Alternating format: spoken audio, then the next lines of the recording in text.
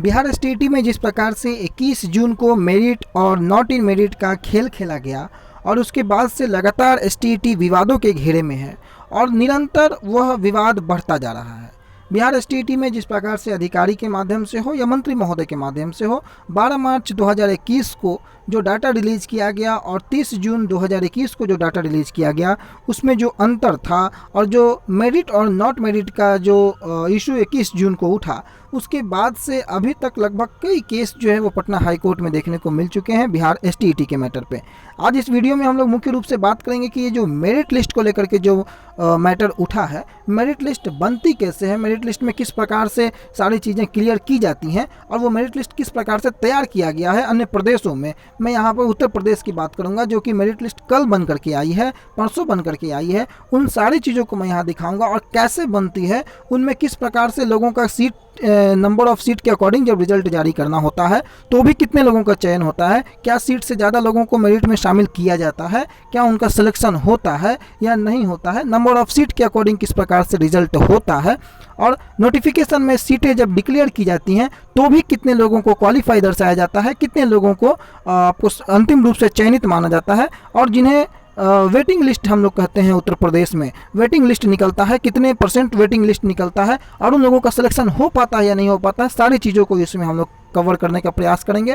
क्योंकि जब उत्तर प्रदेश की जो 2016 की वैकेंसी शिक्षकों की आई थी उसमें भी आपको नोटिफिकेशन में आप अगर जा करके देखेंगे तो सीटें क्लियर की गई थी कि हाँ भाई इतनी सीटों के लिए एग्जामिनेशन होगा और जब उतनी सीटें क्लियर की गई थी तो सीट के अकॉर्डिंग रिजल्ट देने की बातें जब होती हैं तो सीट के अकॉर्डिंग रिजल्ट वहाँ भी दिया गया। तो वहाँ कैसी परिस्थितियाँ बनी थी उन सारी चीज़ों से हम लोग रिलेट करने का प्रयास और एक चीज़ों को समझाने का प्रयास करेंगे कि किस प्रकार से मेरिट लिस्ट तैयार होता है। आपकी स्क्रीन के सामने यहाँ पर दिख रहा होगा कि जो ये merit list TGT social science को लेकर के है और जितने लोग वहाँ पर अपीयर हुए थे, चूँकि उत्तर प्रदेश में इंटरव्यू का भी प्रोसेस 2016 के टीजीटी में था और वहाँ पर नियमावली के थ्रू बहाली वहाँ पर भी होती है। वहाँ की नियमावली को आप जा करके देख लेंगे, उससे मैटर नहीं है।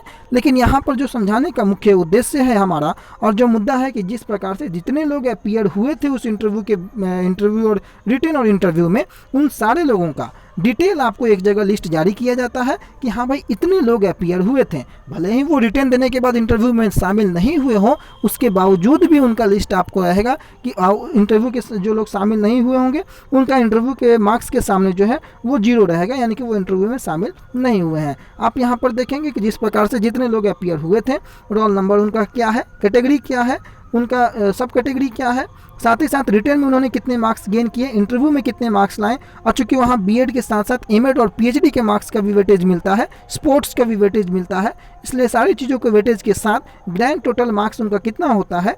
उसके बाद आपको सारे कैंडिडेट जितने कैंडिडेटों ने वहाँ पर अपीयर किया था उन सारों का जो डिटेल है वो यहाँ पर आपको शो कर दिया जाता है ऑनलाइन मोड में। सारे लोगों का 105 पेज का ये PDF है जिसमें जितने लोग अपीयर किए थे उन सारे लोगों ने अपना अपना मार्क्स कितना वो प्राप्त किए हैं वो देख लिए। सबसे पहला प्रोसेस ये होता है।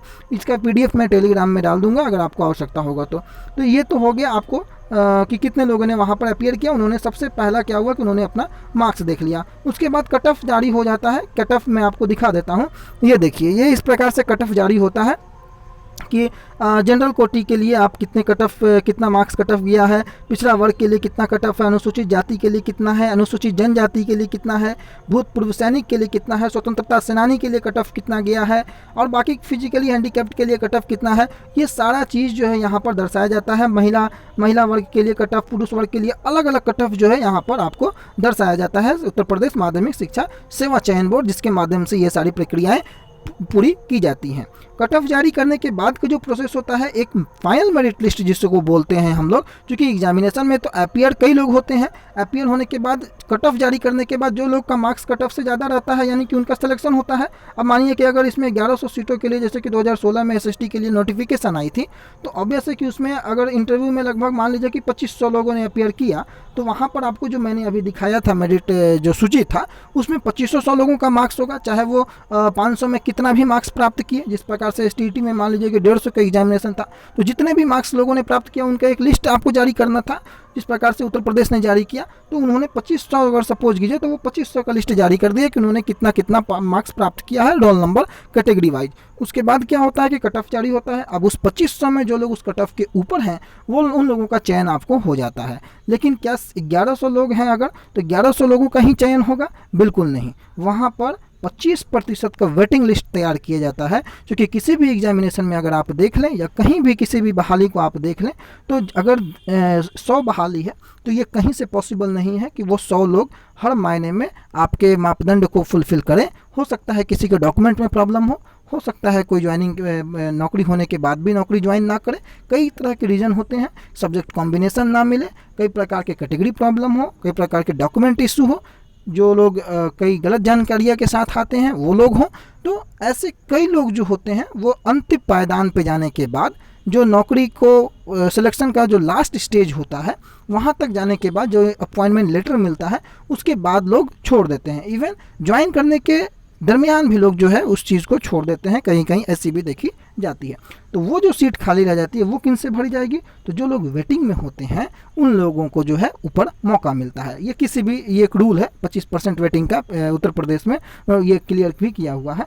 तो ये लोग क्या होता है कि 1100 अगर सीटें हैं तो 25% वेटिंग जो होता है तो लगभग जितने लोग बनते हैं उतने लोगों को ये लोग सिलेक्ट करते हैं। और फाइनल मेरिट लिस्ट जो तैयार होता है उसको वहाँ पर पैनल के नाम से जाना जाता है, जिसमें मैं आपको दिखाता हूँ कि सिलेक्शन एज करके जो बातें होती हैं फाइनल मेरिट लिस्ट में यहाँ पर उत्तर प्रदेश में। जिस प्रकार से ये देखिए ये एक पैनल के रूप में तैयार किया जाता है और उसमें भी सारे डिटेल जो होते हैं कैंडिडेट के दर्शाए जाते हैं। ये फाइनल मेरिट लिस्ट आप देखते हैं secondary education services selection board UP के तहत, जिसमें कि आपका क्या रजिस्ट्रेशन नंबर है, क्या रोल नंबर है, नेम क्या है आपका सिलेक्शन किस कैटेगरी में हुआ है। जैसे कि आप लोगों ने यहाँ भी देखा होगा कि ओबीसी हैं, लेकिन अगर उनका मार्क्स अगर जनरल के अकॉर्डिंग है तो उनका सिलेक्शन जनरल के जो है वो सीट पे होता है। तो आपका सिलेक्शन किस कैटेगरी में हुआ है और आपका ओरिजिनल कैटेगरी क्या था, ये सारी चीज़ों को यहाँ पर मेंशन करके नाम वाइज सारे लोगों का जितने नंबर ऑफ सीट्स हैं उतने लोगों का जो सिलेक्शन एज के रूप में जिस कैटेगरी में जिनका सिलेक्शन हुआ है उनका लिस्ट जारी कर दिया जाता है। अब जिसमें जिनका नाम इस लिस्ट में होता है वो अपने आप को पूर्ण रूप से जो आगे के प्रोसेस में जाने के योग्य यानी कि अंतिम रूप से चयन उनका हो जाता है। लेकिन मान लीजिए कि अगर 100 सीट था तो 100 लोगों का ही आपको ये लास्ट अंतिम पैनल तैयार नहीं किया जाता है। एटलीस्ट आपको 25% यानी कि 125 लोगों को वहाँ पर शामिल किया जाता है। एक एग्जाम्पल के रूप में मैं आपको बता रहा हूँ कि 25% आपको एक्स्ट्रा कैंडिडेटों को शामिल किया जाता है जिनके कैटेगरी के सामने सिलेक्शन एज के सामने कोई कैटेगरी नहीं लिखा होता है, लेकिन उनको शामिल किया जाता है। क्योंकि अगर कोई कैंडिडेट नहीं आगे अपीयर हो पाता है या किसी कारणवश उनकी बहाली नहीं होती है तो उनको फिर मौका मिलता है। नंबर ऑफ सीट के अकॉर्डिंग आप कैंडिडेट को कभी सिलेक्ट नहीं कर सकते हैं, प्रॉब्लम होती है, कई जगह होती है और हर जगह होती है। इस कारण से सीट से ज़्यादा कैंडिडेटों को सिलेक्ट करना पड़ता है। वो फर्स्ट मेरिट लिस्ट के हिसाब से, second merit list, third merit list के हिसाब से निकाला जाता है। उसके बाद लोगों को मौका दिया जाता है। जिन लोगों का भी लेटर के माध्यम से मैं आपको दिखा दूं जिस प्रकार से लेटर भी इन्होंने जारी किया था, आपको ज़्यादा क्लियर हो जाएगा। बाकी आप देख सकते हैं। मुख्य पॉइंट को मैं आपको बता दूं, ये जो पैनल घोषित किया जाता है नियमावली के तहत इनकी भी बहाली होती है। जैसे कि सामाजिक विज्ञान की अगर ये बात करें 22 तारीख का ये लेटर है और 23 को भी रिजल्ट निकला था। तो सामाजिक विज्ञान विषय का पैनल मेरिट सूची कट ऑफ मेरिट बोर्ड के द्वारा 22/7 को जारी कर दिया गया, ये यहाँ पर दिखा गया है। और उसके बाद यहाँ पर देखिए कि घोषित पैनल के कॉलम सिलेक्शन एज में जिसके सामने जो यूआर आरक्षित श्रेणी अंकित नहीं है उनके नाम रिक्तियों की संख्या से अधिक, यानी कि मैं आपको पहले दिखाता हूं जिसके नाम रिक्तियों की संख्या से अधिक की जो बातें होती हैं, ये जो सिलेक्शन एज के कॉलम में आप अगर देखेंगे तो इनका सिलेक्शन जनरल में हुआ है। लेकिन कई लोगों का नाम अगर आप नीचे देखेंगे तो उनके सिलेक्शन एज के कॉलम में कोई कैटेगरी नहीं लिखा हुआ होगा, वो मैं आपको दिखा देता हूँ नीचे। उसके बाद आप ज़्यादा क्लियर हो पाएंगे उस लेटर के अकॉर्डिंग कि वो लेटर क्या बोल रहा है। इतने लोगों का तो भाई सीट के अकॉर्डिंग जितना था उतना का चयन हो गया, लेकिन जो वेटिंग लिस्ट में वहाँ पर होते हैं, चूँकि कई लोग सेलेक्ट नहीं हो पाते हैं, तो जो वेटिंग लिस्ट में होते हैं उनका भी नाम इसमें रहता है पैनल में, लेकिन उनके सिलेक्शन एज के सामने जो है वहाँ पर कुछ नहीं लिखा हुआ रहेगा। अभी आपको मैं दिखाने का प्रयास करता हूँ। इसमें देखिए ये लोग जो हैं इनके सिलेक्शन एज के कॉलम में क्या होता है, केवल इनका रजिस्ट्रेशन नंबर, नाम, रोल नंबर, लेकिन यहाँ पर सिलेक्शन एज में इनका कोई कैटेगरी जो है वहाँ पर फिलअप नहीं रहेगा, क्योंकि इनको मौका मिलेगा बाद में, अगर जैसी कोई परिस्थिति बनती है तो इनको फिर मौका मिलता है, इनकी भी सिलेक्शन होती है। अब उस लेटर पे हम लोग डायरेक्ट आते हैं, जो लेटर बता रहा था आपको ज़्यादा क्लियर हो जाएगा। तो घोषित पैनल के कॉलम सिलेक्शन एज में जिनके नाम अनारक्षित श्रेणी जो लिखा गया था, अगर वो नहीं है, यानी कि उनके नाम रिक्तियों की संख्या से अधिक है, जैसी बातें यहाँ पर भी होती हैं या हो रही हैं कि रिक्तियों संख्या से अधिक होने के कारण जो है उनके सामने सिलेक्शन एज के सामने कुछ नहीं लिखा हुआ है।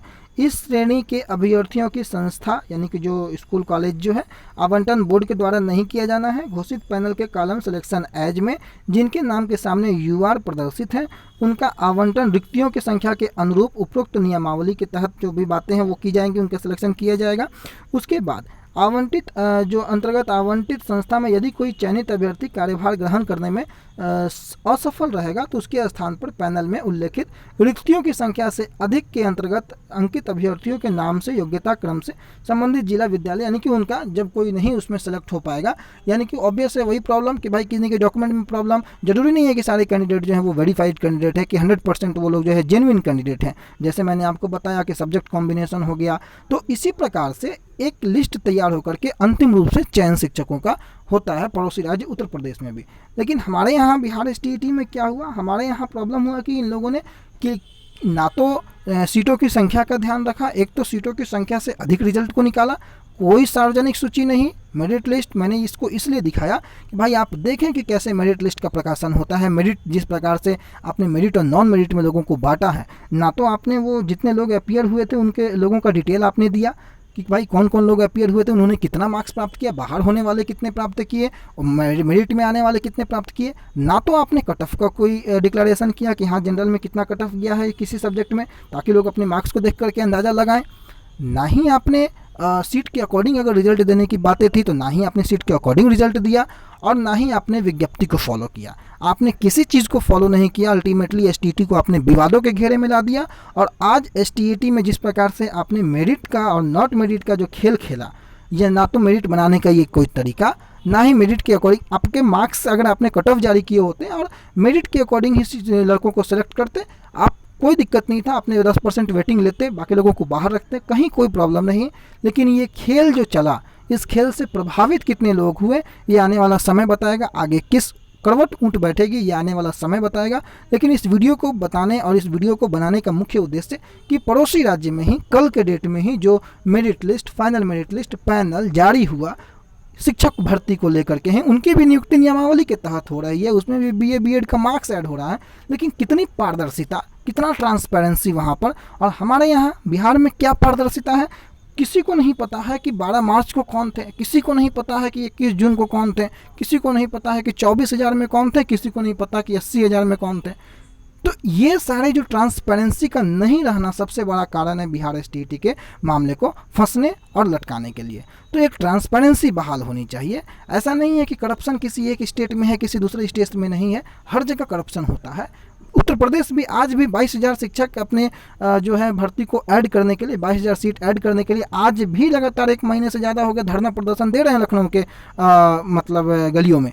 लेकिन उसके बावजूद भी वहाँ पर भी करप्शन होता है। शिक्षक भर्ती 69,000 का भर्ती घोटाला आपको पता है किस प्रकार से सुप्रीम कोर्ट तक मैटर गया। अभी तक उन लोगों की नियुक्ति प्रक्रिया जो है वो चल रही है। कल ही परसों में योगी जी का ट्वीट भी आया था कि बाकी लोगों का जो 6,000 समथिंग लोग हैं उनकी नियुक्ति पत्र देने को लेकर के, वो भी सुप्रीम कोर्ट के आदेश के अनुसार। तो ऐसा नहीं है कि करप्शन किसी एक स्टेट में है दूसरे स्टेट में नहीं है, ऐसा नहीं है। लेकिन बिहार में क्यों ऐसी परिस्थितियां शिक्षकों के साथ बन रही हैं, ट्रांसपेरेंसी क्यों नहीं है? अपवाद में कोई काम अगर हो तो उससे फ़र्क नहीं पड़ता है, लेकिन अगर खुलेआम कोई काम हो तो उसमें फ़र्क पड़ता है और उससे प्रभावित लोग होते हैं। उम्मीद है कि यह वीडियो कुछ हेल्पफुल हुआ होगा। बाकी जैसे ही कोई अगला इंपॉर्टेंट न्यूज़ जो कि बताने लायक हो एसटीईटी को लेकर के कोई अपडेट है, सबसे पहले आपको अपडेट करने का प्रयास करेंगे। तब तक के लिए बने रहे हमारे साथ। आपका बहुत बहुत धन्यवाद।